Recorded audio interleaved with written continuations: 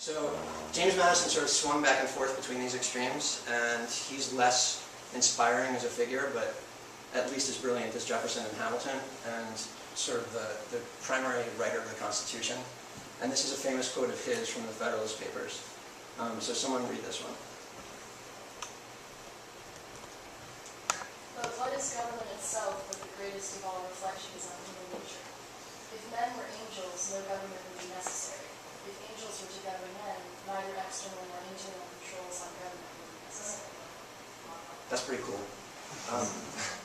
So what is that? So what is that in the spectrum of this conversation? What does that make you think about the way things were going and about the decisions that they're making? And what does it say about how we are now? Or what does it make you think? Period. Some regulation. Yeah. So this was written. The Federalist Papers were written. There was a series of papers that Hamilton and Madison wrote together when they were still friends before they started hating each other.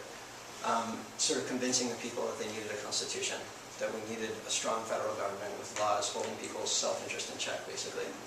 And this is one of the most famous arguments for the checks and balances that ended up being a huge part of the Constitution, sort of pitting power against power so that one branch couldn't end up with an oligarchy or an oppressive majority or minority in the way that most of human history played itself out. So this was also a radical idea at the time, and very beautifully stated by Madison, who changed his mind later on, but did a great job of summing up the reasons for it back then. So next slide. And this is the last quote, and the last word comes from probably the best of them all. So George Washington was awesome, and I'll tell a little story about him at the end. And he's been caricatured and robbed of all meaning by a horrible education also. But he said these two things. So somebody read these out, and he sort of had the final word. He sort of threw down the gauntlet, and when he decided that there was going to be a constitution, there was going to be a constitution. So someone read these. Make the best of mankind as they are, since we cannot have them as we wish. The motives which predominate most human affairs are self-love and self-interest. Can you imagine, like, Barack Obama saying that? Like, just think about, like, the things these guys said. It's fucking unbelievable.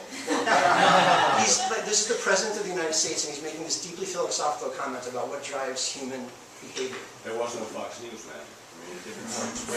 Yeah, but he was better intentioned.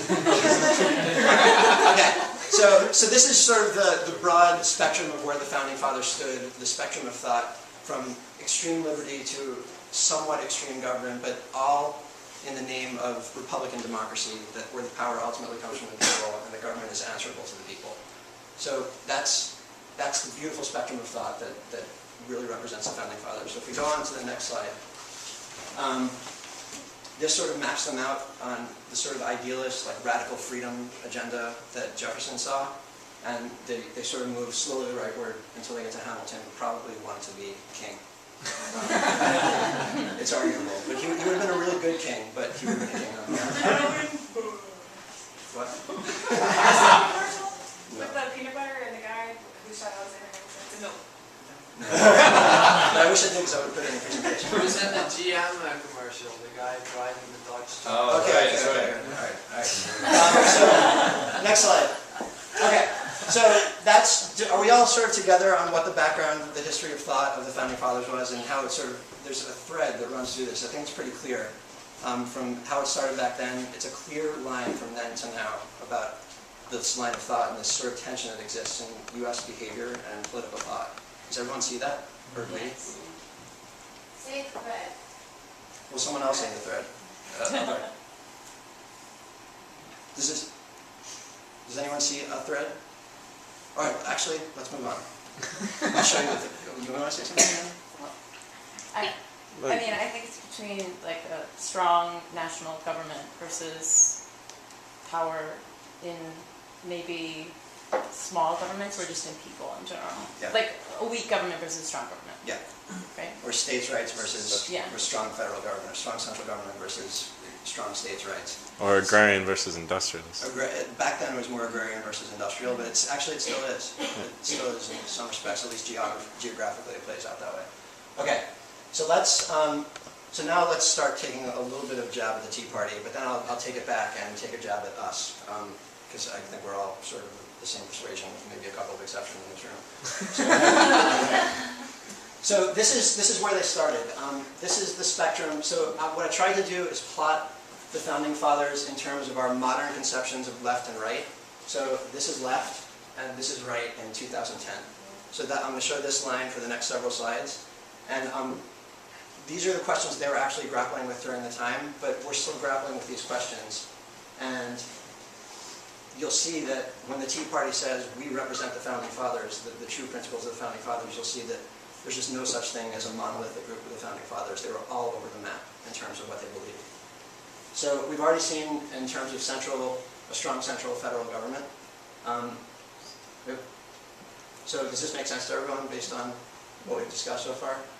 Yes. We can talk about it more after, but let's just sort of shoot through these. So actually, let's go back. So Hamilton's a lefty in terms of a strong central government. He believed in a strong activist central federal government with the power to tax and to build things and to run programs and to overwhelm the states when the states disagreed with what the federal government wanted. So that, in modern terms, would make him pretty much a left-winger. It would make him Nancy Pelosi. Jefferson was for states' rights. He was for no taxes, no central bank, none of that stuff, no federal programs. He wanted none of that stuff. He wanted everything to be about people power and strong states' rights, and that superseded any limited federal government that he saw as necessary, only in extreme circumstances. So he would have been a righty in 2010 terms. On the other hand, Hamilton and Washington were for a strong federal standing army, a permanent federal standing army with imperial powers, ultimately. They saw themselves with imperial ambitions. Jefferson, who was a righty in terms of states' rights, and if in 2010, a righty in terms of states' rights said that he doesn't want there to be a military, they would be kicked out of the Republican Party and certainly not welcome in the Tea Party. So it's just interesting to see that right off the bat, the two fundamental issues, or two of the fundamental issues, pitted them as complete different, like schizophrenic people in modern left versus right terms. Let's go to the next one. Religion, my favorite. So Jefferson was a lefty in terms of religion. He's primarily responsible for the wall of separation between church and state. He wrote it into the Virginia Constitution, and a lot of it was transferred in spirit to the U.S. Constitution, and more by tradition. But Hamilton and Adams, and I'm not sure about Madison, I put him on there because I'm not sure what he thought about this, I forgot. But Adams and Hamilton were lefties in some of the other senses that we looked at, were devoutly pious Christian, like deep believers, and probably didn't care so much about separation between church and state. So already we're starting to see that it's a bit ridiculous for the Tea Party to claim any group of Founding Fathers as their own when some of their views mesh very nicely with what they want, and others are just completely anathema to what they're saying that we need as a country and what our foundational principles are. And the final piece that pulled them apart was Hamilton's view that we needed a national debt funded by a federal government power to tax the people and to use those taxes and the national debt to fund further programs like building roads and post office and all the things that we needed in the early 1800s to actually build the country's infrastructure. Where again, Jefferson and Madison, and to a certain extent Adams, who was more aligned with Hamilton and Washington a lot of the time, just didn't want a debt whatsoever and were not in favor of a national bank. They just didn't understand economics, which is the primary reason that they didn't believe in this stuff. But Jefferson was an agrarian, like you said, Evan. So again, on the spectrum of left versus right, it's just not a match whatsoever.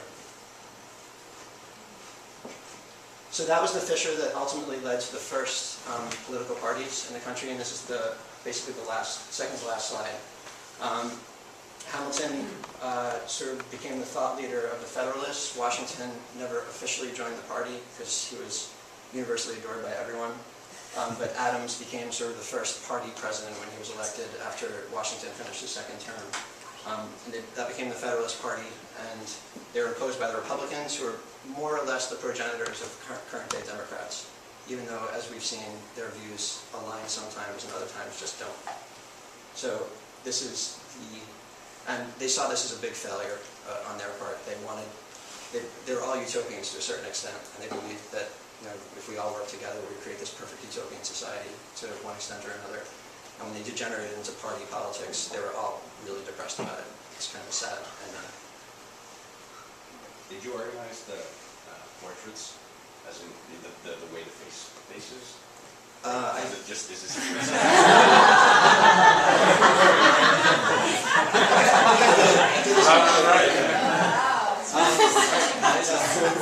Okay, so